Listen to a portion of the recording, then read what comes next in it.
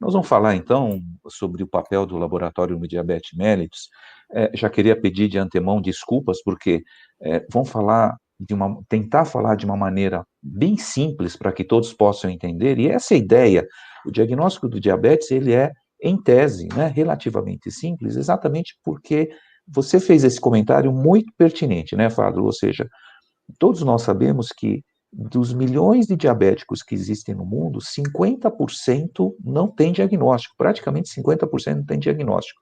Então, há necessidade de que o diagnóstico, o critério diagnóstico seja simples, e por isso que a ideia é que essa aula, de fato, seja que nós abordemos as questões bastante simples em relação ao diagnóstico e acompanhamento, né, e que todos possam rever, né, revisar, certamente todos já conhecem muito bem todos os critérios, as nuances em relação ao diagnóstico, mas a ideia é nós revisarmos e trazermos aí algum conhecimento novo em relação ao laboratório de diabetes mellitus. O próximo, por favor. Bem, como estamos falando em pandemia, né, Fábio, não podemos aí esquecer de alguns pontos importantes em relação a essa doença, né, induzida pelo Covid-19, e hoje nós sabemos, já todos comentaram isso, que os pacientes diabéticos que desenvolvem a doença, né, a Covid-19, apresentam prognóstico pior, há um aumento de mortalidade, são pacientes de fator de risco, né? Já sabemos isso. Existem milhares de explicações, milhares de justificativas de por que esses pacientes são de risco aumentado em termos de mortalidade, mas eu trouxe aqui 3 pontos básicos, né, publicado nesse artigo que eu descrevo aqui embaixo, onde o controle, uma das razões para essa gravidade seria o controle glicêmico inadequado, e esse é um ponto-chave, né, que é a grande briga, a grande luta, o empenho que todos os médicos, todos os profissionais que atuam na área do diabetes tentam convencer e tentam levar ao paciente da necessidade de um controle adequado. E é disso que nós vamos discutir hoje, né? A instabilidade glicêmica é realmente uma das razões que aumenta substancialmente o risco, além de pegar essa doença, além de você ser contaminado pela doença, o risco aumentado em relação a esse descontrole e instabilidade glicêmica. Sabe-se hoje que existe um defeito imunológico, existe uma resposta prejudicada pelas células T, que também corrobora com esse aumento de risco, e, logicamente, as comorbidades associadas, muito comum naqueles pacientes diabéticos já numa fase mais adiantada da doença, que é a obesidade, a doença cardíaca, a doença renal. Próximo, por favor. Alguns dados interessantes, né, que vem sendo publicado dentre os milhares de artigos, mas alguns artigos que citam que a taxa de letalidade no diabetes mellitus é de 7,3%, né, nos pacientes portadores de diabéticos versus 2,3% naqueles sem diabetes. E nos Estados Unidos, o estudo, né, realizado em 8800, publicado nesse artigo que aqui está descrito abaixo, está associado a um aumento de 4 vezes no índice de mortalidade, mostrando, né, a grande importância do diabetes mellitus, a necessidade do controle adequado do diabetes mellitus para diminuir, para que possa diminuir a taxa de mortalidade e diminuir a infecção, né? A infecção pelo Covid-19. Próximo slide, por favor. Bom, os critérios, são os critérios diagnósticos, eu acredito que todos vocês já conhecem isso, muitos já decoram, mas não custa nós revermos, né? Então, nós utilizamos basicamente 3 testes, né? Que é a glicemia de jejum, o teste de sobrecarga e a hemoglobina glicada, né? A glicemia de jejum, apresentando um valor maior ou igual a 126 miligramas por decilitro, com jejum de 8 horas, isso é importante lembrar, né? É diagnóstico de diabetes, sendo que há necessidade de se repetir esse exame, né? E eu vou explicar depois por que é importante que seja feita uma repetição desse exame para se confirmar o diagnóstico do diabetes após o paciente apresentar esse nível maior ou igual a 126 miligramas por decilitro. Um segundo critério diagnóstico é a glicemia maior ou igual a 200 miligramas por decilitro, 2 horas após a sobrecarga com 75 gramas de glicose oral. Aqui nós estamos falando dos pacientes não gestantes, né? A questão da gestação vai ser discutido posteriormente na aula que me segue, né, pelo professor Ayrton. O resultado da hemoglobina glicada maior ou igual a 6,5%, e o quarto critério, que não necessita de repetição, né, ou seja, é óbvio, são pacientes com sintomas clássicos de hiperglicemia ou crise hiperglicêmica aguda, com uma glicemia colhida ao acaso maior ou igual a 200 miligramas por decilitro. Então, aqui um ponto importante que eu coloquei aqui no rodapé do slide: na ausência de sintomas inequívocos de hiperglicemia, a confirmação do diagnóstico de diabetes requer a repetição dos exames alterados. Sempre devemos lembrar desse detalhe. Idealmente, o mesmo exame alterado numa segunda amostra de sangue ou 2 testes alterados na mesma amostra de sangue. Então, hoje é muito comum, né, os colegas já solicitarem glicose de jejum, hemoglobina glicada, os 2 alterados já é o critério diagnóstico que fecha o diagnóstico do diabetes, confirma o diagnóstico do diabetes. Próximo slide. Então, aqui somente lembrando, né, aqui do lado esquerdo, o exame de glicose, espera-se que um paciente não diabético tenha um resultado abaixo de 99 miligramas por decilitro de glicemia de jejum, né, após um jejum de 8 horas, e quando maior ou igual a 126 miligramas por decilitro, você tem o diagnóstico de diabetes, desde que confirmada uma segunda dosagem, né? Isso é muito importante. E esta segunda dosagem pode ser feita no dia seguinte, né? Não há problema nenhum, mas é importante que tenha o segundo teste para esta confirmação diagnóstica. Existe o que nós chamamos de zona cinzenta, que é o valor entre 100 e 125 miligramas por decilitro, que define uma condição clínica chamada pré-diabetes, onde o que nós sabemos, esses pacientes têm um altíssimo risco de desenvolvimento do diabetes, né, durante o acompanhamento dos níveis glicêmicos, uma vez feito esta detecção. Esses pacientes com este nível, muitas vezes, nós precisamos levar para um segundo teste, né, indicar um segundo teste, que geralmente é o teste de sobrecarga com a glicose de 2 horas, né, através de 75 gramas, que é ministrado ao paciente via oral, e neste caso, espera-se que após 2 horas o paciente tenha um valor abaixo de 139, que nós consideramos uma resposta normal, se for maior ou igual a 200 miligramas por decilitro de glicose, então fecha o diagnóstico de diabetes.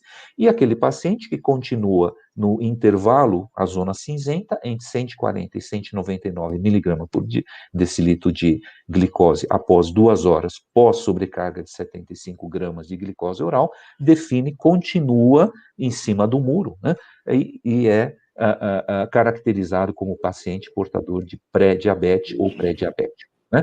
Quanto à hemoglobina glicada, como vocês sabem, o valor esperado para o paciente diabético é abaixo de 5,6%, né, 5,6%, e maior ou igual a 6,5%, também confirmado numa segunda dosagem, é diagnóstico de diabetes, estando um valor entre 5,7% e 6,4%, né, caracterizando este paciente como sendo um pré-diabético. Então, não há necessidade, logicamente, de decorar esses valores, isso geralmente é descrito no laudo, mas guardar, né, essa imagem, esta figura, e saber que é relativamente simples o diagnóstico do diabetes, utilizando essas três ferramentas, esses 3 exames que nós temos, que o laboratório disponibiliza. Próximo slide.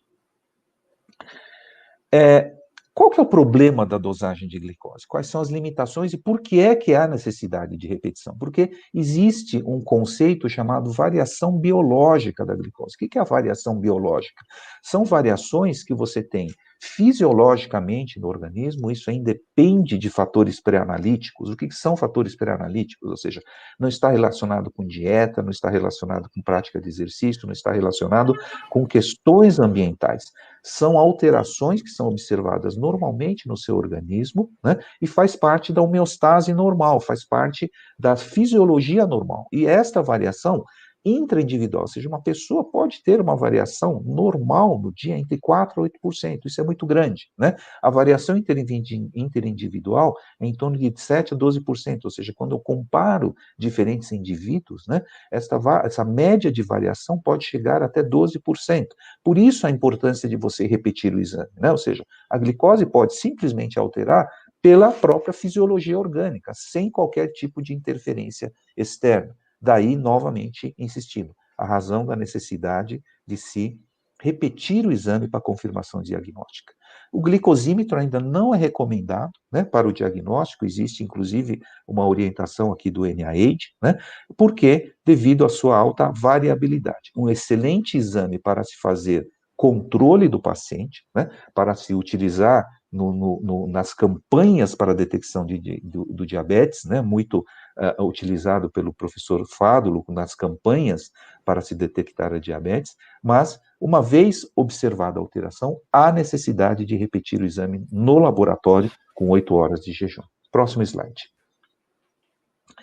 Bom, o teste de tolerância à glicose, que nós chamamos de GTT, teste de sobrecarga, né, sempre lembrar que há necessidade de um preparo desse paciente, né? É um teste bastante desconfortável, mas é um teste que ajuda muitas vezes a elucidar se o paciente de fato é diabético ou não, né? Principalmente naquelas situações onde você tem uma glicose no nível que não define se o paciente de fato tem diabetes, né?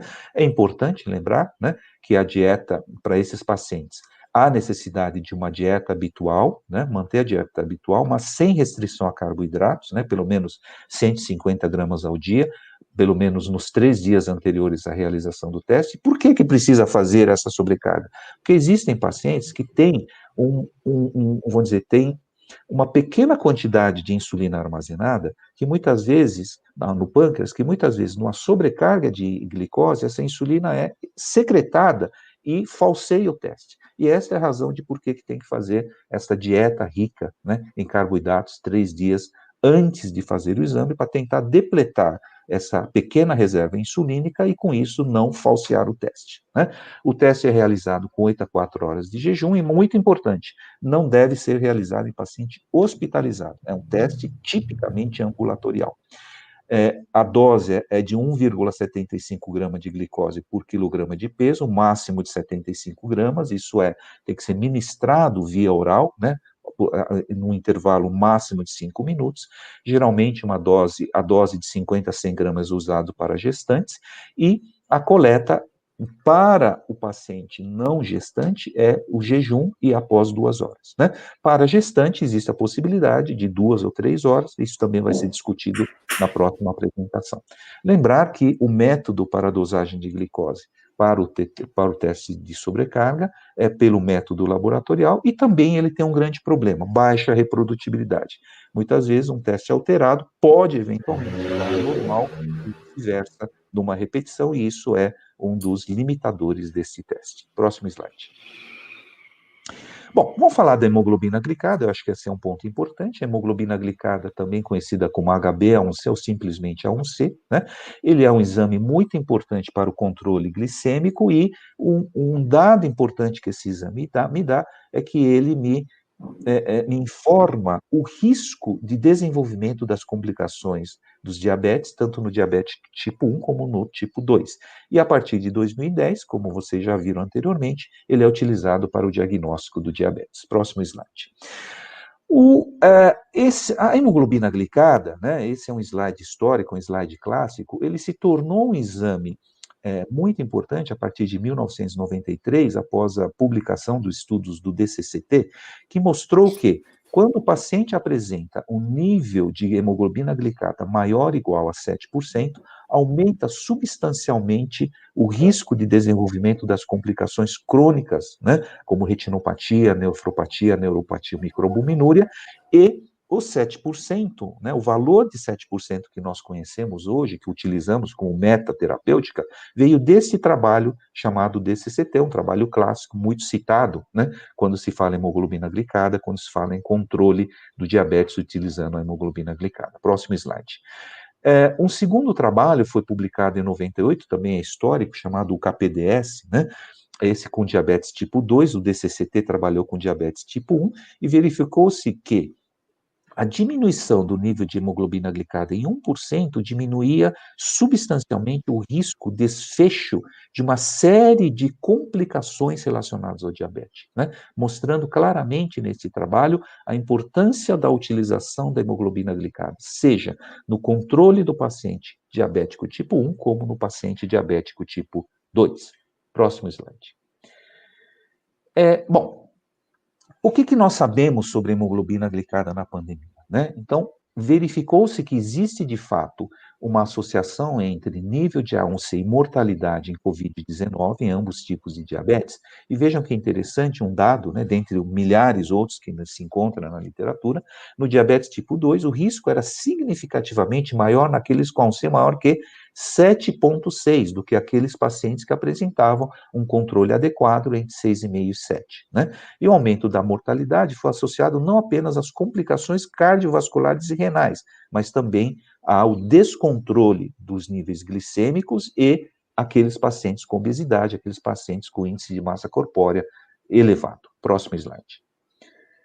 Muito bom. O que é a hemoglobina glicada? A hemoglobina glicada nada mais é do que a ligação da glicose à hemoglobina A.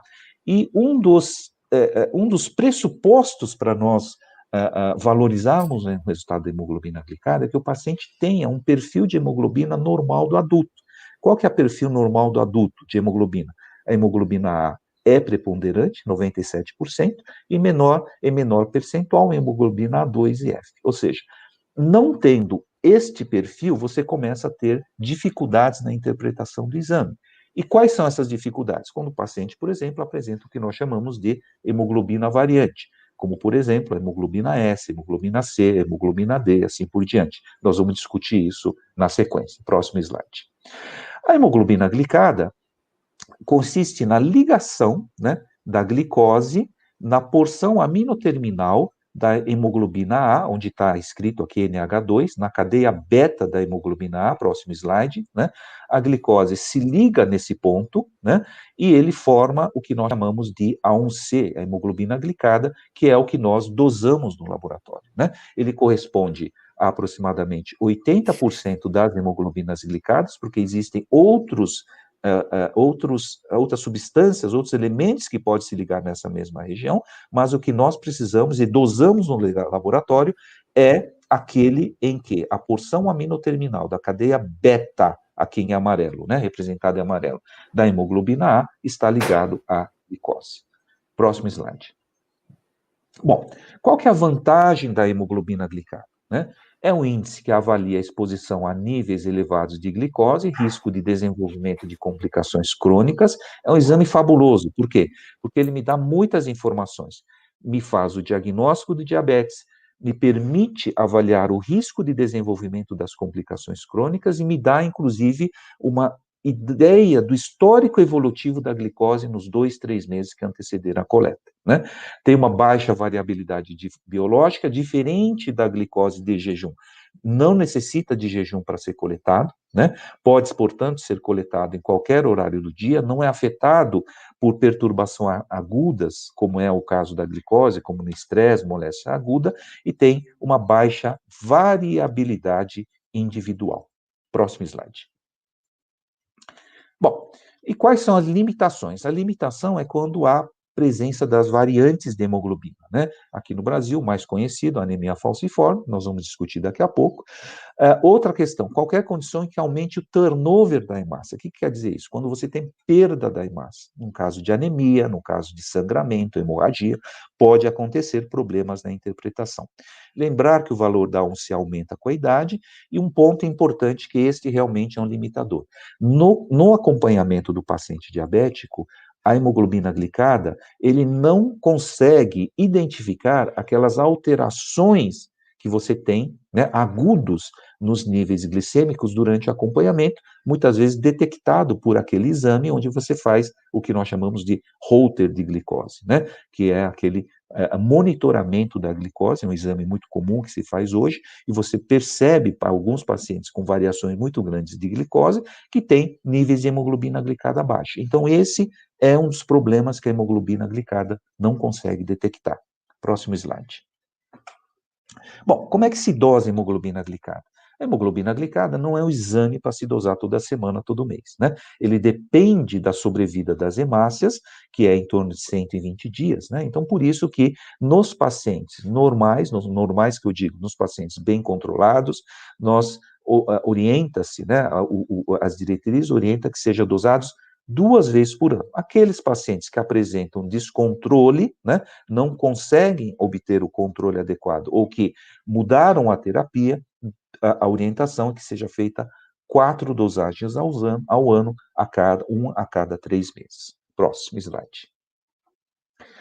O valor geral que se sugere, né, devido principalmente ao estudo do DCCT, é que a meta terapêutica, veja, isso não é valor de normalidade. Paciente não diabético, ele tem outro nível de hemoglobina glicada. No paciente diabético, espera-se que o tratamento mire como alvo uma meta de hemoglobina menor que 7%. Esse é o alvo terapêutico, né? Agora, naqueles pacientes em que você pode ser um pouquinho mais intempestivo, no sentido de trabalhar com nível de hemoglobina glicada menor, pode-se trabalhar com nível menor que 6,5, desde que não haja, que não se induza eventos de hipoglicemia, e níveis menor que 8% podem ser adotados naqueles pacientes que têm histórico de hipoglicemia, aqueles pacientes mais idosos, que têm uma limitação, né? Já tem uma sobrevida mais limitada, que já apresenta complicações macrovasculares e comorbidades associadas. Em resumo, o que é a meta a ser alcançada de A1C? Hoje nós sabemos que a meta ela é personalizada, ou seja, para cada paciente, o seu endocrinologista, o médico clínico, o médico que o assiste, vai estabelecer a meta conforme a condição desse paciente e conforme a possibilidade, tanto clínica, né, principalmente clínica, desse paciente atingir níveis cada vez menores de hemoglobina glicada. Mas, de uma maneira geral, 7% é um nível bastante aceitável, é o nível que a gente coloca, tem isso na mente, né, que este, de fato, é o valor que diminui muito o risco de desenvolvimento das complicações crônicas do diabetes. Próximo slide. Bom, existem as interferências, né? É um teste muito bom, mas nós sabemos que temos as interferências. Eu trouxe aqui alguns itens, né? Alguns parâmetros que interferem, são aqueles parâmetros que falsamente podem diminuir, né, o nível de hemoglobina glicada. Com certeza, a anemia hemolítica, estados hemorrágicos, por encurtar a sobrevida das hemácias, eles tendem a diminuir o nível de hemoglobina glicada. Por isso que, para interpretar resultado de hemoglobina glicada, você também precisa ter um hemograma, né? Principalmente naqueles pacientes com anemia, porque esses pacientes com anemia podem apresentar falsamente níveis mais baixos de hemoglobina glicada, né? É muito importante ter isso em mente, né? E geralmente, muitas vezes você vê níveis de hemoglobina glicada de 4%, 3%, né? Níveis estranhos. Tem que verificar se esse paciente não teve uma perda, né, de sangue por uma hemorragia ou desenvolveu anemia hemolítica, desenvolveu um quadro de anemia, né, desde a última consulta, muito comum em diabetes, muito comum em nefropatas, né, diabéticos e nefropatas. Outros itens, né, vitamina C e E, dapsona, pacientes com tratamento, né, com antirretroviral, uso de eritropoetina, o alcoolismo crônico, há uma discussão se ele diminui ou eleva, mas pacientes alcoólatras crônicos geralmente têm uma diminuição da hemoglobina glicada, embora alguns artigos dizem que possa haver elevação também. Próximo slide. E aquelas situações onde que você tem elevação do nível de hemoglobina glicada. Pacientes com níveis muito elevados de triglicérides, principalmente nos métodos chamados imunoturbidimétricos, né? Nós vamos discutir isso daqui a pouco. Pacientes com bilirrubina muito, mas muito alta, né? Ingestão crônica de salicilatos. A anemia ferropriva é uma exceção. Eu falei que a anemia diminuía, mas a anemia ferropriva ele aumenta, né? Supõe-se que os pacientes com anemia microcítica, essas anemias, as hemácias microcíticas, a tese é de que eles têm uma vida um pouco mais longa, e esse talvez seria uma das explicações de por que na anemia ferropriva você teria elevação da hemoglobina glicada. Fenobarbital, insuficiência renal devido à hemoglobina carbamilada, quando a ureia se liga no ponto onde a glicose deveria se ligar à hemoglobina A, né? Então isso pode, muitas vezes, um método confundir a hemoglobina glicada com a carbamilada, e isso pode elevar falsamente a hemoglobina glicada.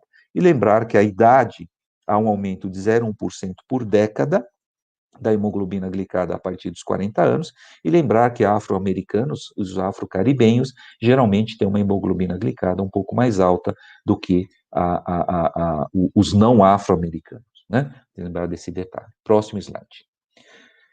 Bom, realmente o grande problema é quando o paciente é portador de variantes da hemoglobina S, C, E e D, né?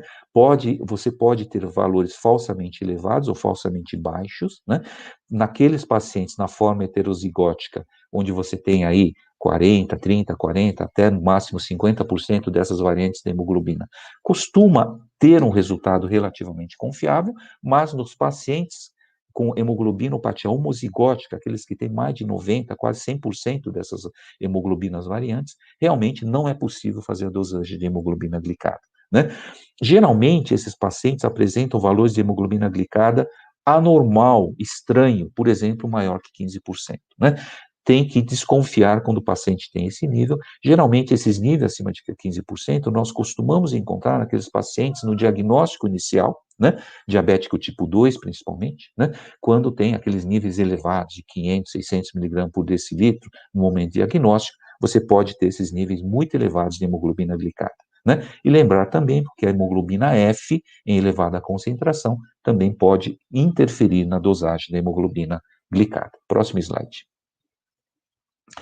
Bom, existe uma coisa chamado, né, um item chamado glicose média estimada, que nós liberamos nos nossos laudos, né? Essa glicose média estimada é um cálculo matemático que vocês podem ver aqui na parte superior da slide, e ele faz uma correlação entre o nível de hemoglobina glicada e a hemoglobina e o nível de glicose. Não é glicose de jejum, não é glicose pós-prandial. É um número que simplesmente diz o seguinte: se tivesse um valor de glicose que melhor representaria o nível de hemoglobina glicada, seria a glicose média estimada obtida por cálculo, né? Este é um número que muitas vezes é liberado no laudo, nós liberamos no laudo, para conscientizar o colega médico e principalmente o paciente do nível de descontrole ou controle dos níveis glicêmicos. Chama a atenção, porque muitas vezes o nível de hemoglobina glicada, que tem esse valor, né, 7, 8, 9%, muitas vezes não chama a atenção do paciente. Mas quando você fala em glicose, em valor de glicose, o paciente entende. E daí é uma forma de conscientizar o paciente e o médico acerca da necessidade do controle glicêmico. Próximo slide. Os métodos, nós temos aqui hoje vários métodos, né? O método mais conhecido por vocês, o HPLC, é que o HPLC é famoso porque ele foi usado naqueles estudos que validaram o uso da hemoglobina glicada. Mas todos esses métodos hoje, eles são válidos, né? São fidedignos, desde que seja certificado pelo NGSP. Próximo slide, né? O que é o NGSP? O NGSP, que nós escrevemos no laudo, é uma entidade, né, que a atividade coordenada pelo ADA, que ele padronizou os métodos, né, ele harmonizou, ou seja, todos os métodos certificados pelo NGSP, eles dão valores semelhantes de hemoglobina glicada, e este hemoglobina glicada é rastreável ao estudo DCCT. Significa o quê? Se você está utilizando o resultado de hemoglobina glicada, né, hemoglobina glicada, por um método certificado por NGSP, você pode usar o valor de 7% como meta, você pode usar o valor maior ou igual a 6,5% para fins diagnósticos. É essa a questão, né? Então, toda a dosagem de hemoglobina glicada, você precisa ver no laudo se ele está escrito lá, método certificado pelo NGSP. Hoje no Brasil, praticamente todos os laboratórios utilizam esses métodos certificados pelo NGSP, que significa National Glycohemoglobin Standardization Program, uma entidade, né, que cujas atividades também têm a coordenação da Associação Americana de Diabetes. Próximo slide. Muito bom.